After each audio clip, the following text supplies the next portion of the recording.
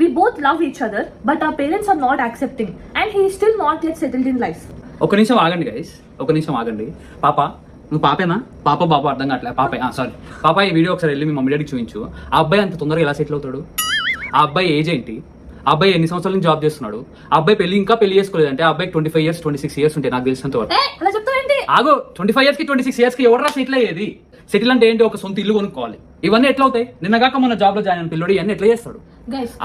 Okay uncle and aunty, ఆ అబ్బాయికి మంచి జాబ్ ఉంటే పెళ్లి చేసేయండి, తర్వాత సెటిల్ అవుతాడు. జాబ్ ఉంటే సెటిల్ అవుతాడు కదా. లాయర్ ఫోన్ చేసి చెప్పడానికి కాదురా, మరి అబ్బాయి సెటిల్ అయ్యే వరకు ఆగాలి అంటే ముసలోళ్ళు అయిపోతారు వీళ్ళిద్దరు పెళ్లి కాకుండానే. ఇది రియాలిటీ.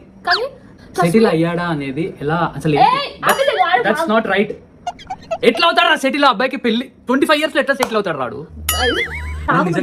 తన మాట నువ్వు నా మాటను ఎవరైతే క్వశ్చన్ అడిగారో నేను చెప్తున్నా విను. ఎప్పుడైనా అమ్మాయిల సైడ్ నుంచి ప్రాబ్లం ఉంటుంది, అబ్బాయిలకి ఏం తెలియదు గైస్. పిచ్ అబ్బాయిలు ఏంటంటే కరెక్ట్ గా